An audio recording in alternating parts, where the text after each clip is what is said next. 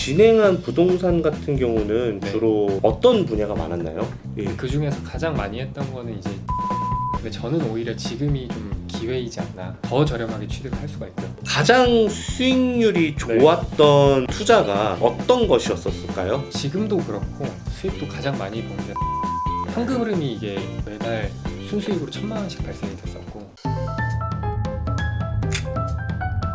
안녕하세요, 투트랙입니다. 자, 오늘은요 이커머스 쪽은 아니고요, 이제 부동산으로 이제 본업을 꾸려 나가시는 젊은 대표님을 이렇게 모시게 되었습니다. 박수.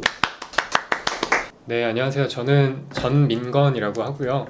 현재는 이제 부동산 투자자로 현재 활동을 하고 있고, 그리고 유튜브 채널 이제 부자 친구들이라는 채널을 운영을 하고 있습니다.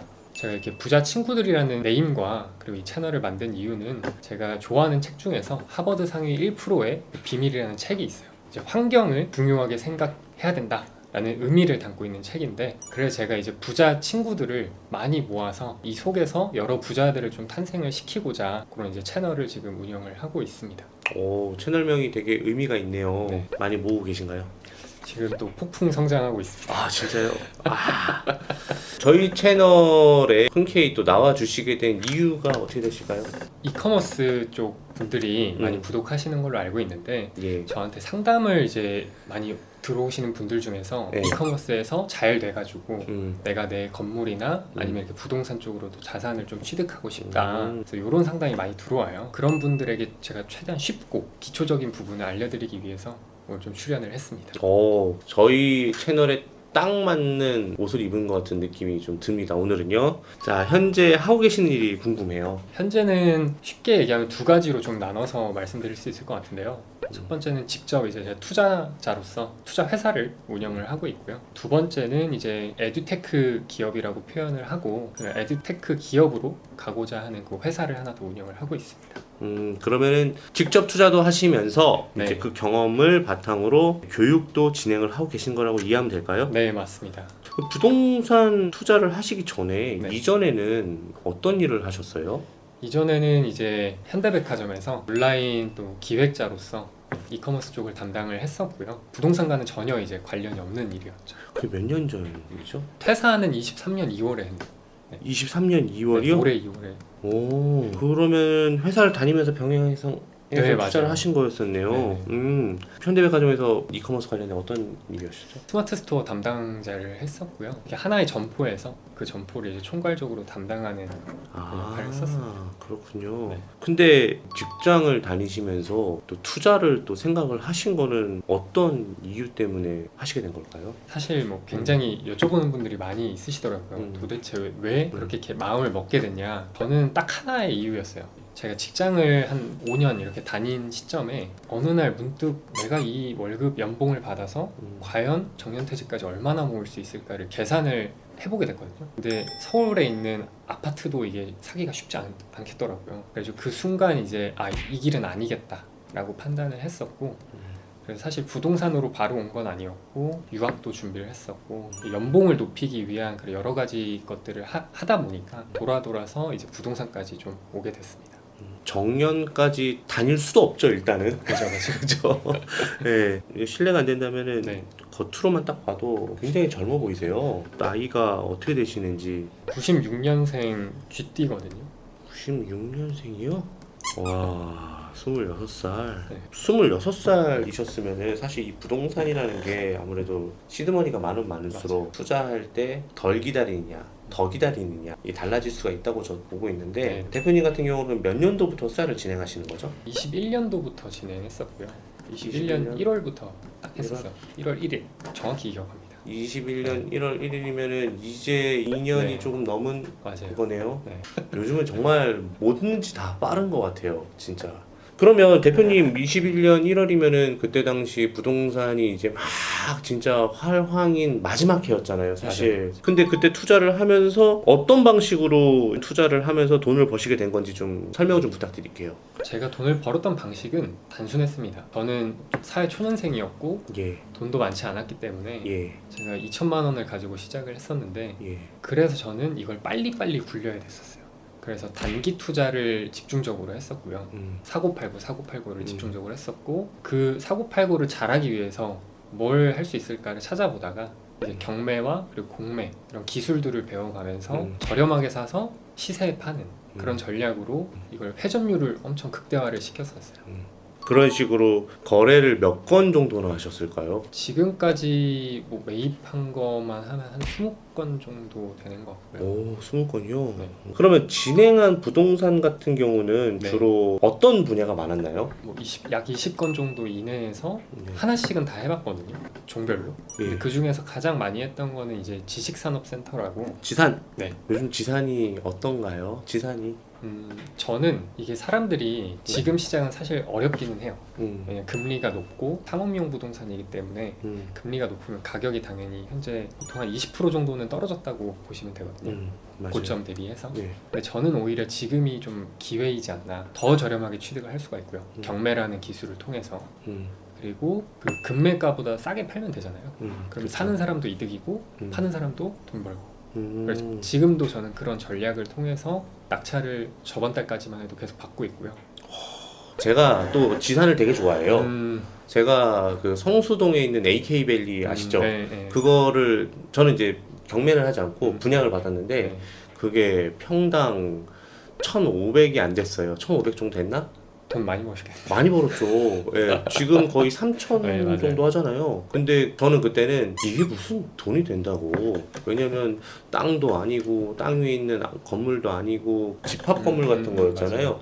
그러다 보니까 여기 들어올까 했는데 그때 성수동 뜨기 직전이었거든요. 아 진짜 잘 사셨는데. 2017년도였잖아요. 네. 근데 그게 AK밸리가 딱 올라서고 그렇게 올라갈 줄 몰랐죠. 그러니까 확 뛰었어요 그때. 네. 성수동이 대한민국에서 지산 중에서 그래도 가장 네, 원탑이. 여기랑 이제 당산 쪽 네. 이게 제일 핫하잖아요. 맞아요. 문의가 진짜 많아요 사실. 지산 쪽도 음. 이렇게 스마트 스토어를 하시는 분들이 월 진짜 많을 거예요. 현금 흐름이 뭐 한 500 이상 이렇게 되는 분들은 나 이게 사무실 좀 하고 싶다 이런 분들이 굉장히 많으시거든요. 저는 오히려 그분들한테 경매로 하라고 하는 게 사실 경매는 실수요자를 이길 수가 없어요.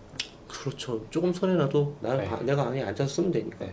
그래서 그분들이 시세보다 뭐 한 5에서 10% 정도 저렴하게 이제 매입을 해서 어차피 내가 거기 사업을 하면서 오를 때까지 기다리면 되니까 굉장히 저는 좋은 투자라고 생각은 하거든요.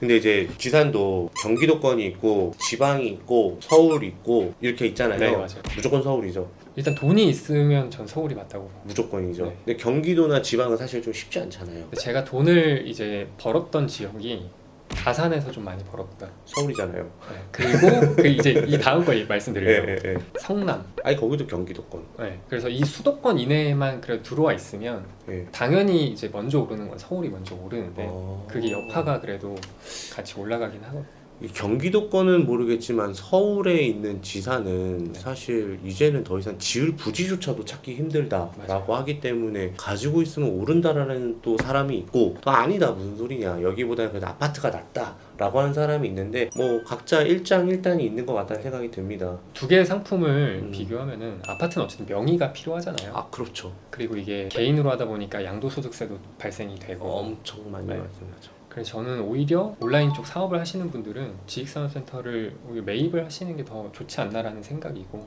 대출도 훨씬 잘 나올 뿐더러 그리고 금리도 조금 맞아요. 저렴하더라고요. 사업 시설 운용 자금인가? 네, 맞아요. 그걸로 나오긴 해서 좀 알죠. 잘하시는데 역시 돈을 벌어보신 분은 가장 수익률이 좋았던 투자가 어떤 것이었을까요? 지금도 그렇고 수익도 가장 많이 번 게 상가이긴 상가요? 하거든요. 오. 좋았던 게 이제 제가 현금 흐름이 이게 매달 순수익으로 1,000만 원씩 발생이 됐었고 월세 말씀하시는 네네. 거죠? 대출이자 다 빼고 한 1,000만 원 정도가 남았어요. 근데 요즘에는 그래도 대출이 금리가 좀 올라가서 감수해야 되는 부분이 있죠. 당연히 이제 음. 그런 부분은 감수하고 투자를 해야 되는 건데 상가가 좋았던 점은 현금 흐름이 나오니까 제가 팔 수 있는 금액대를 고집하면서 밀어붙일 수가 있는 이 뚝심이 생기는 거예요. 현금이 있으니까. 그치, 네. 맞아. 그럼에도 불구하고 뭐 원숭이도 나무에 떨어질 수 있다고 하는데 손해를 봤던 투자가 없으면 말이 안 돼요. 맞아요. 이게 어떤 내용인지 좀 궁금해요. 정확히 말씀드리면 손해를 본 투자는 없어요. 근데 네. 그냥 원금 정도만 딱 지켰던 그런 음. 투자가 저는 계획대로 안 됐기 때문에 실패한 투자라고 생각하는데, 그게 제가 강남 신사동 쪽에 건물을 지으려고 부지를 하나 매입을 해놨었거든요. 근데 이게 갑자기 금리가 막 3%에서 6%로 오르고 건축비도 한 2배, 3배 이렇게 오르니까 저 원자재 값도 많이 올라서 내년엔 더 오른다 그러던데 사업비가 한 10억 정도가 늘어난 거예요. 오바가 됐군요. 네. 그래서 이거를 저는 그냥 원금 정도에서 털자라는 생각으로 다시 매매를 하신 거였다면요? 네. 어... 그런 투자가 있었던 것 같아요. 자, 그러면 좋은 매물을 고르는 본인만의 기준이 있으실까요? 일단 좋은 매물을 정하기 전에 저는 항상 전략을 먼저 짜요. 어떤 물건을 찾을 건지. 그래서 만약에 지산을 찾는다 그러면 경기도권에 뭐 한 6개월 이내에 빨리 치고 빠질 수 있는 그런 물건을 찾겠다라고 하면은 이제 그것만 타겟팅해서 찾고요. 좋은 이제 매물을 기준을 말씀드리면 안전마진이 저는 가장 중요한 기준이지 않나라는 생각. 자기가 어느 정도 여기까지는 그래도 네. 내가 벌어야겠다라는 걸 딱 네. 최소한 그게 될 수도 있고 현 시점보다 음. 얼마나 내가 더 저렴하게 취득을 하냐. 아, 그러면 네. 최근에는 뭐 대표님이 꿈쳐두고 있는 지역이나 아니면 종이나 뭐 이런 게 있다고 한다면 몇 가지 좀 실제로 지금 만약에 제가 부동산을 처음 시작했던 대로 돌아가서 지금 다시 투자를 한다면 경매를 먼저 배워서 그걸 통해서 아파트나 지식산업센터에 단기 투자에 좀 집중을 할 것 같아요. 근데 아파트도 그렇고 지산도 그렇고 지금 법인으로 받으시는 거잖아요. 아파트는 이제 매매 사업자를 활용을 하고요. 예. 개인으로 취득해서 예. 매매 사업자로 단기로 이렇게 근데 그럼에도 불구하고 양도 차익에 대한 네. 세금은 빡세죠. 이게 지금 매매 사업자를 안 하면은 1년 이내 팔면 77%인데 어이. 매매 사업자를 통해서 하면은 종합소득세 합산이 되거든요. 음. 그래서 자기의 구간에 이제 따라서 아. 달라지는 건데 아무리 많아야 한 50%, 45%인데 그러면 지역도 좀 얘기해 주세요. 지역은 지금 뭐 아파트 같은 경우에는 인천권이나 아니면 경기권이 저는 괜찮다고 보고요. 물론 서울이 투자하면 제일 좋긴 하지만 그거죠, 맞죠? 네. 투자금도 이제 많이 들어가고 하니까. 두 번째 지식산업센터 같은 경우에는 저는 지금은 경기권 위주로 많이 봐요. 뭐 부천, 안산, 성남 뭐 이런 쪽으로 많이 보거든요. 약간 어쨌든 간에 꾸준하게 수요가 있는 지역이네요. 맞아요. 그리고 밀집 지역이고 네네. 공업단지. 만약에 대표님 1억이 있어요. 네. 그러니까 현금으로 1억. 그러니까 대출 포함해서가 아니라 1억 있다. 그러면 그 사람이 지금 그래도 안전마진 충분히 지켜가면서 네. 보수적으로 투자할 만한 곳이 있다고 한다면 1억이 있다면 지산인가요? 지산을 할 것 같아요. 경기도권에? 네. 오. 왜냐하면 많은 대가들이 분산 투자 이렇게 얘기하잖아요. 근데 그분들은 돈이 진짜 엄청 몇천억, 조단 이러니까 분산 투자를 당연히 해야 되는 건데 저희는 1억이잖아요. 네, 그 1억을 몰빵을 해야 되는 거 저는 생각해요. 그게 제일 빨리 벌어요. 많이 벌어요. 그러면 대표님 서울에다가 투자하는 거는 늦은 건가요? 이게 늦다기보다는 그냥 제 스타일 자체는 현재보다 저렴하게 사서 현재의 가격에 판다가 이제 제 투자 전략이. 그러면은 현재 가치가 있으면은 무조건 저렴하게 사서 현재 판다. 오르는 거는 나는 모르겠고 맞아요. 이런 건가요? 네, 오르는 거는 전 몰라요. 아 그래요? 네. 지산은 안 오르나요? 지산은 그걸 이제 제가 예측하기가 사실은 어려우니까 조심스럽다. 네. 아. 그래서 제가 추천드렸던 게 예. 이제 경매가 좋은 게 시세보다 저렴하게 사잖아요. 그럼 만약에 내가 5억짜리를 4억에 샀어요. 그럼 1억의 시세 차익이 발생을 하고, 근데 또 내가 여기 사업을 영위하면서 한 2년 정도 기다리겠다. 그럼 만약에 올랐어요. 1억이. 그러면 5억에 산 사람이 1억만 버는데 전 2억 버는 거잖아요. 그런 걸 저는 좋아해요. 투자를 할 때. 그리고 내가 앉으면서 그거를 놀리는 게 아니라 내가 월세 낼 바에 여기 들어와서 내 사업을 그쵸. 하면서 충분히 영위하면서 네. 뭔가 시세 차익도 거둘 수 있으면 너무 좋네요. 네. 대표님한테 뭐 좀 의뢰하면은 좀 네. 투자자들 자문도 좀 해주고 대리 투자도 좀 도와주고 그런 거 하는 거 아닌가요? 네. 컨설팅도 해드리고요. 저한테 상황이나 이런 걸 얘기해 주시면 제가 그거에 맞춰서 금액대나 이런 걸 좀 산정을 해드리죠. 그 매입할 때 네. 일반이든 경매든 반드시 체크해야 되는 상황들이 되게 많잖아요. 특히 네. 경매는 정보가 제한적이잖아요. 그래서 일반이든 경매든 공매든 매입할 때 우리가 체크해야 되는 사항들이 있다면 좀 대표님 말씀해 주세요. 일단 제가 사실 체크리스트가 있기는 한데요. 네. 그거를 여기서 다 말씀드리면 이거 어려우실 것 같고 가장 중요한 거 한 3가지 정도만 말씀을 드릴게요. 예. 첫 번째는 당연히 가격이 가장 중요하고요. 그래서 이게 저는 가격 판단을 할 때 상승장과 하락장의 포지션이 좀 다르다라고 말씀을 드리거든요. 지금 같은 하락장에 있을 때는 금매가가 얼마인지를 정확하게 파악하는 게 중요해요. 그러니까 제일 싼 매물이 내 거랑 컨디션이 비슷한 매물 중에 제일 싼 게 과연 얼마인가. 상승장 때는 매물도 보지만 저는 오히려 분위기를 더 많이 보거든요. 이 주변의 분양가가 현재 어떻게 되고 있고 얼마의 분양이 되고 있고 프리미엄이 얼마나 붙어 있는지가 가장 더 중요하다고 생각해요. 그래서 그 두 가지의 이제 가격 기준점이 있다라고 말씀드리고 싶고요. 두 번째는 이제 만약에 경매로 내가 이걸 취득하려고 하시는 분은 미납 관리비가 항상 있거든요. 그렇죠. 회사가 안 좋아지니까 경매로 나온 거고 경매로 나가기까지 관리비는 계속 나오니까. 네네. 그 미납 관리비에 대한 확인이 꼭 필요하고요. 그리고 세 번째는 제 기준에서 말씀드리면 저는 단기 투자 위주로 많이 했기 때문에 저한테 가장 중요했던 건 사실 거래 빈도와 공실률이었어요. 거래량. 네. 그래야 제가 빨리 팔 수 있으니까. 그러면 딱 해당 지역에 경매가 딱 나왔다. 네. 그러면 부동산에다가 전화를 해서 금매가도 몇 군데 알아보고 네. 진짜 가봐서 공실이 좀 있나 없나 네. 한번 살펴보고 관리실에다가 얘기해갖고 미납이 맞아요. 얼마나 있나 확인해보고 그리고 거래량은 또 얼마나 활발한가 네. 또 알아보고 다 오케이 만족했으면 네. 고려해볼만 하다. 그럼요. 오. 보통 거래량 같은 경우는 요즘 데이터가 너무 잘 나와 있어서 산업부동산이라는 사이트가 있거든요. 아 산업부동산이라는 사이트가 따로 있나요? 거기에 지산 실거래가를 이렇게 모아놨어요. 그래서 저는 개인적으로 판단할 때는 1년에 그래도 한 4-5건 정도 이상 되면은 거래가 된다라고 판단을 하거든요. 공실률이 한 10% 정도 이내거든요. 그리고 거래량이 1년에 한 4-5건 정도가 발생이 되면 나쁘지 않다. 네, 이거는 한 그래도 6개월, 1년 안에 무조건 거래된다. 공실이 거의 없다라고 한다면 그럼 더 좋죠. 어. 실제로 제가 저번 달에 하나 받았는데 계약 쓰자고 연락이 왔어요. 바로 네, 한 달에. 한 달도 안 돼서. 네. 그러면 이제 수익률이 좋았던 매물들의 공통점이 있다면 어떤 게 있을까요? 당연히 처음부터 저렴하게 샀기 때문에 음. 수익률이 좋았다고 저는 생각하고요. 경매를 저는 그래서 또 말씀을 드리는데 사실 경매라고 하면은 어렵거나 아니면 경쟁이 빡세거나 그렇게 생각하시는데 제가 말씀드린 그런 외곽지나 아니면 조금 더 남들이 안 보는 물건인데 내가 봤을 때는 수익이 좋아 그런 물건들이 보이거든요. 뭐 예를 들면은 제가 시흥 쪽에 살고 있었어요. 어렸을 때부터. 그럼 그 지역에 아파트나 아니면은 사업 이런 수요가 많은 거는 알고 있겠죠. 그렇죠. 단방에 알죠. 그러면 그런 게 이제 자기만의 노하우가 되는 거예요. 경매를 좀 무서워하시는 분들이 많아요. 특히 초보자들은 더 그렇겠죠. 대표님은 일반 매매를 추천하나요? 아니면 경매를 추천하나요? 장마다 좀 다를 것 같아요. 그러니까 상승장 때는 뭘 사도 올라요. 일반으로 사도 오른다. 네.